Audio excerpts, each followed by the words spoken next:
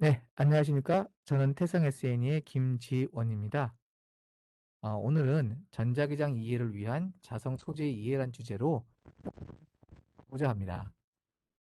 오늘 내용은 해석에 관한 직접적인 것보단 전자장 해석을 진행하시면서 자성 소재를 쓰시면서 이해에 필요한 용어라든가 원리 또는 그런 백그라운드에 대해서 여러분께 설명을 드리고, 마지막으로는 실제로 자성 소재의 주요 인자인 투자일 변화에 따른 해석이 어떻게 변화를 줄 수 있는지에 대한 사례를 잠깐 보여드리고자 합니다. 그러면 지금부터 발표를 시작하도록 하겠습니다. 내용은 자성 소재의 이론과 그 다음에 전자기장 해석상의 자성 소재 적용 방법에 대해서 설명드리겠습니다. 첫 번째, 자성 소재 이론입니다. 자성체라 하면 우리가 통상 자기장, 즉 자기장을 발생시켜서 쇠조각을 끌어당기는 자기력을 작용하는 성질 또는 현상을 우리가 자기라고 얘기합니다. 자성체 물질이 자기를 띠는 원인은 물질을 이루고 있는 기본 구성 입자들의 자기 모멘트들이 한 방향으로 정렬되기 때문입니다. 이런 자기 모멘텀은 원자 단위로 복잡하게 설명드릴 수 있지만, 가장 쉽게 이해하는 방법은 아주 작은 막대 자석과 유사하게 생긴 것들이 자기장에 반응하여 정렬함으로써 물질의 자성을 결정하는 현상이라고 이해하시면 되겠습니다. 외부의 자기장 안에 자기화라는 방식을 통해서 통상 우리가 강자성 또는 상자성 또는 반자성이라고 하는 물질로 구별하게 됩니다. 강자성이라고는 페로마그네틱이라고 부르고, 외부 자장이 없어도 자성을 띠는 통상의 영구 자석을 말합니다. 강자성 물질은 천연 상태에선 자기화되어 있지 않은 상태입니다. 즉 물질 내에 아까 말씀드렸던 자기 모멘텀들이 서로 다른 방향으로 제멋대로 정렬되어 있죠. 그러다가 어떠한 이유에서든 간에 외부로부터 강한 자장이 걸리면 강자성 물질의 내부에 존재하는 자기 모멘텀들이 특정한 방향으로 정렬해서 우리가 자기화가 이루어집니다. 이런 자기화된 강자성체는 외부 자장을 제거하여도 상자성 또는 반자성 물질과 달리 자기 모멘트들이 초기화되지 않고 유지됨으로써 우리가 통상 영구자석이라 불리는 자성체가 되어집니다. 상자성체는 이와 반대로 외부 자장이 가해졌을 때는 자석이었다가 나중에는 자기화가 사라지는 물질을 얘기합니다. 반자성체 같은 경우에는 신기하게도 외부의 자장과 반대 방향으로 저하되는 물질을 얘기합니다. 이런 상자성체, 반자성체 물질은 외부 자장을 제거하면 이런 아까 말씀드린 자기 모멘텀들이 제각각으로 초기화됨으로써 자성을 잃는 통상 비자성 물질이 됩니다. 한번 좀 더 자세히 보겠습니다. 반자성체라고 불리는 물질은 외부 자장의 반대 방향으로 정렬하는 자기 모멘텀을 가진 물질을 얘기하며, 구리, 비스무스 등과 같이 자석을 갖다 대면 약하게 반발을 합니다.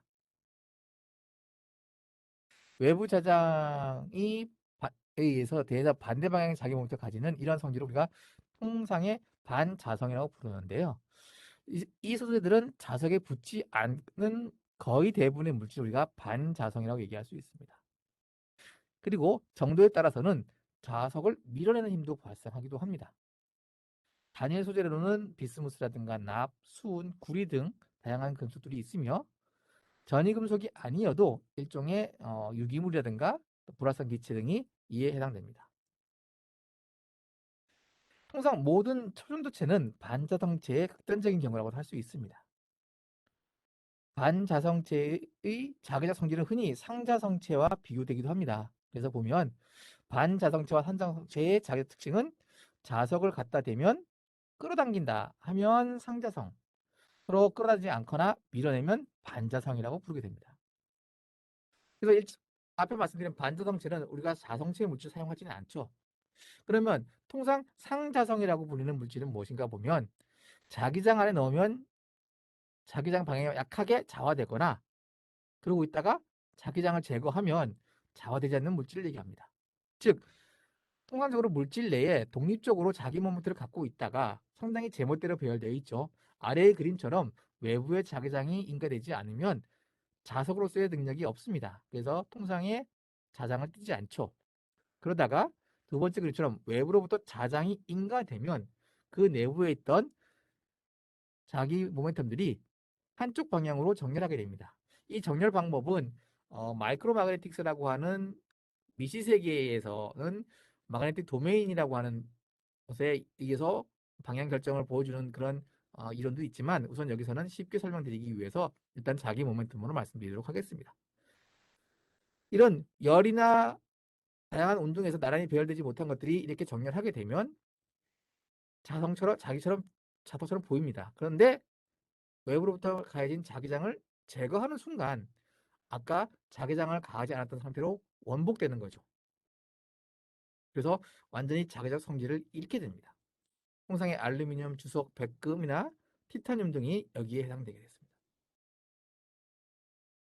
그리고 이러한 상자성체는 온도가 낮으면 물질의 자기화는 외부 자장에 반비를 하지만 온도에 반비라는 성질을 가지고도 있습니다.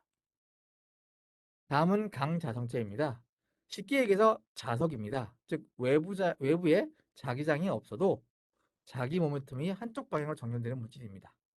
자성체 내의 전자 스핀의 상호작용에 의해서 스스로 특정 방향으로 스핀이 정렬되고 외부 자장이 없어도 자화되는 물질로서 우리가 통상 철, 코발트, 니켈 등의 전이금속 또는 니오딘이나 사메륨 같은 히토리 원소들이 여기에 해당되게 됩니다.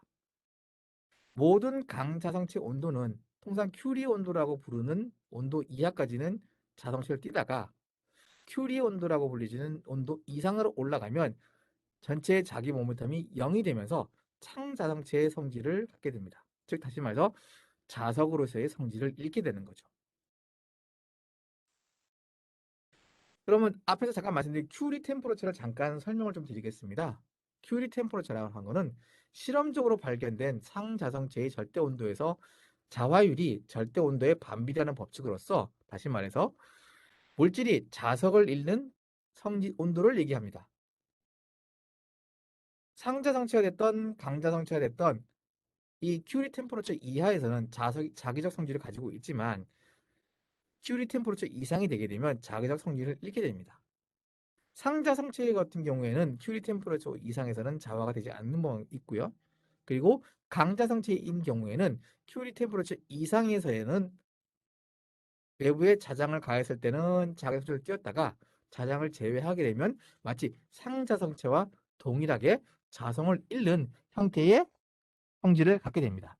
그래서 자성은 통상 온도에 민감하게 반응하는 형태로 보시면 될 것 같습니다.